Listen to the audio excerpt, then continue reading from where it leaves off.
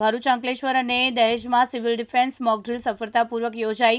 આતંકી હુમલા થતાં જ ઓએનજીસી, જીએનએફસી અને બિરલા કોપરમાં સુરક્ષાકર્મીઓ એક્શનમાં આવ્યા। શહેર અને જિલ્લાના નાગરિકોને સાવચેત કરવા વાયરન ગુંજી ઉઠ્યા। ભરૂચ જિલ્લામાં 3 સ્થળોએ આજે ડિફેન્સ મોક ડ્રીલ યોજાઈ। અંકલેશ્વરમાં ઓએનજીસી, ભરૂચમાં જીએનએફસી અને દહેજમાં બિરલા કોપર કંપની ખાતે મોક ડ્રીલનું આયોજન થયું। સાંજે 4 થી 8 વાગ્યા સુધી મોક ડ્રીલનું પણ આયોજન કરાયું છે। હાલ જીએનએફસી ખાતે એક કેઝ્યુઅલિટી બની છે, જેમાં એર સ્ટ્રાઇક થઈ છે અને 250 માણસો આ બિલ્ડિંગમાં હતા, જેમાંથી 5માંથી 2 લોકો સિવિયર ઇન્જર્ડ થયા છે। 3 લોકોને હોસ્પિટલમાં પહોંચાડેલા છે। 2 જે લોકો છે એને ટેમ્પરરી આપણે મોટી હોસ્પિટલમાં પહોંચાડીએ છીએ અત્યારે, અને બાકીના બધા લોકો સલામત છે।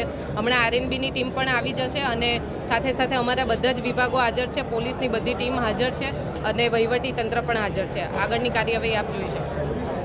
કેન્દ્રીય ગૃહ વિભાગની સૂચના અનુસાર આજરોજ ભરૂચ જિલ્લામાં 3 સ્થળોએ મોક ડ્રીલનું આયોજન કરવામાં આવેલું હતું। બરાબર 4 વાગે વિવિધ સ્થળોએ જિલ્લાના ગ્રામ્ય વિસ્તારોમાં તેમજ નગરપાલિકા વિસ્તારમાં સાયરન બ્લો કરવામાં આવ્યું અને ત્યારબાદ લોકો સલામત સ્થળે ખસી જાય એ પ્રમાણેની સૂચનાઓ આપવામાં આવેલી। એ પ્રમાણેની કાર્યવાહી સમગ્ર જિલ્લામાં કરવામાં આવી છે।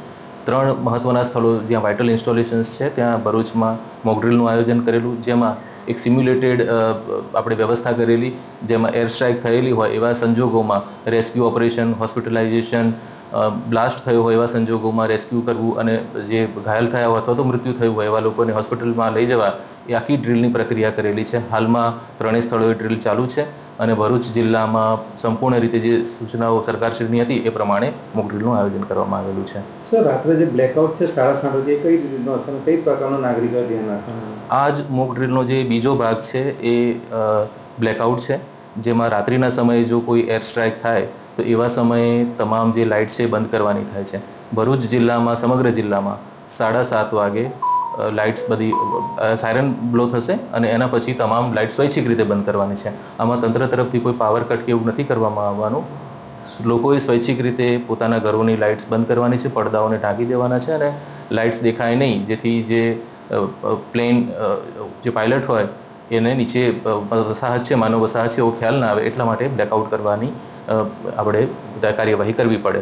તો એ અનુસંધાને 7:30 વાગે શાર્પ સાયરન વાગશે અને જેવું સાયરન વાગે ત્યારે લોકોએ અડધા કલાક માટે એટલે 8 વાગ્યા સુધી ઘરની લાઇટો બંધ કરવાની છે અને પડદાઓ ઢાંકવાના છે। સર, આ 7:30 8 દરમિયાન જે વાહન ચાલકો બહાર નીકળે એમના માટે શું કરવાનું હોય? શક્ય હોય ત્યાં સુધી વાહન ચાલકો સાઈડમાં કોઈને ટ્રાફિકને અડચણરૂપ ના થાય એ રીતે વ્હીકલને પાર્ક કરી અને લાઇટ્સ ઓફ કરી શકે છે। જીતુ રાણા, દિવ્યાંગ ન્યૂઝ, ભરૂચ।